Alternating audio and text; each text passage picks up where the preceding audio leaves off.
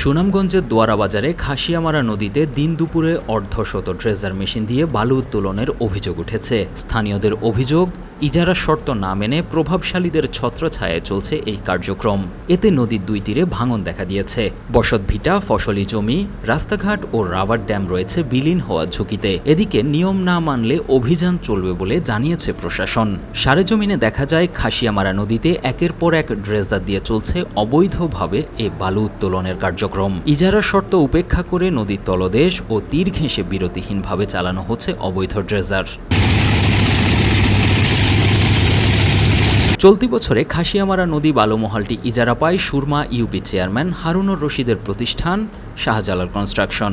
স্থানীয়দের অভিযোগ, ছোট নৌকায় সামান্য বালু নদীতে ফেলে পরে কয়েক গুণ বেশি বালু উত্তোলন করা হচ্ছে ড্রেজারের মাধ্যমে।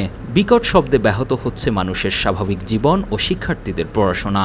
সেই সাথে নদী গর্ভে বিলীন হয়েছে একাধিক বসতভিটা। নগদ নিয়ে এলো হার না মানা হার অফার। সর্বনিম্ন 10,000 টাকা রেমিটেন্স নগদে পাঠালে থাকছে স্বর্ণের হার জেতার সুযোগ। নৌকার বাড়ি আমার গড়দর গেছে গা, ওখানে এই লেদার বয়াইছে, আমি মানে কই যাইতাম, আমার একটা ব্যবস্থা করে দিন। আমার গড়দর ভাঙ্গে গেছে গা, আমার এই চুড়ুটা লই আমি কই যাইম। বাচ্চা কাচ্চা ঘুমাইতে পারে না, পরে মোবাইলে ফোন আইলে ফোন বুঝি না, এরপরে কানে তালা মারে, এরপরে তোমার ময়মুর ঘুমাইতে পারে না, কষ্ট। এই যে ডেজার্ট চলতেছে 24 ঘন্টা, এখানে 15-20টা ডেজার্ট চলে একসাথে। মনে করেন 200 ফুটের ভিতরে অন্তত 25-30টা ডেজার্ট চলতেছে।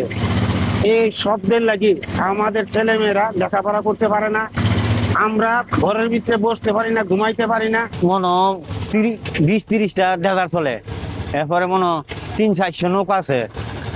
এরপরে এইখানে ঢেউয়ে আমার ঘর একটা নিচে গা ভাঙ্গা। দ্রুত ড্রেজার বন্ধ না হলে বড় ধরনের পরিবেশগত বিপর্যয় দেখা দিতে পারে বলে মনে করছেন পরিবেশ কর্মীরা। প্রশাসনের মৌখিক অনুমতিতেই রাবার ড্যামের ক্ষতি এড়াতে এক প্রান্ত থেকে অন্য প্রান্তে ড্রেজারের মাধ্যমে বালু পরিবহন করা হচ্ছে বলে দাবি ইজারাদারের।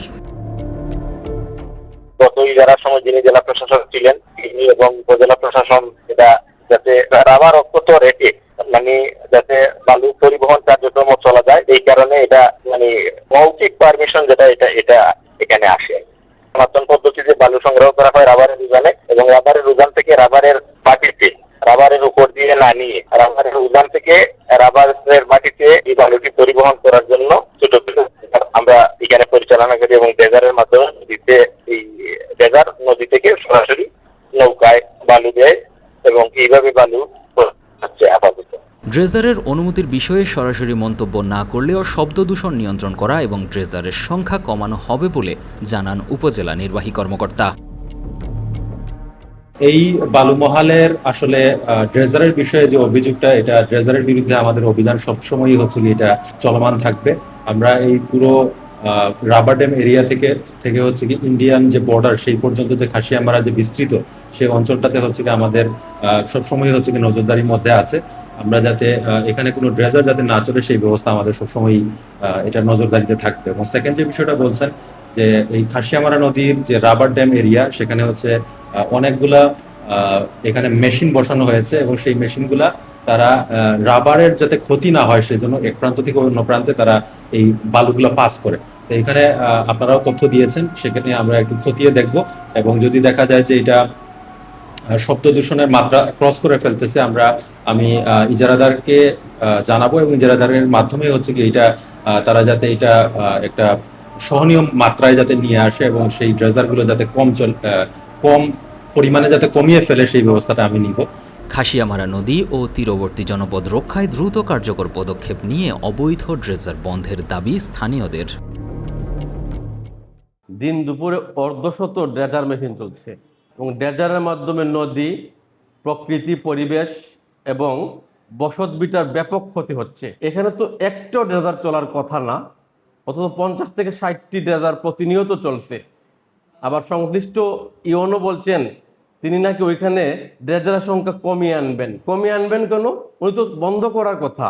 আর দিনে দুপুরে ড্রেজার চলছে, ওনাদের সংশ্লিষ্টতা না থাকলে, বিশেষ করে উপজেলা নির্বাহী কর্মকর্তা এবং সহকারী কমিশনার ভূমি, ওনাদের সংশ্লিষ্টতা না থাকলে ড্রেজার চলতে পারে না।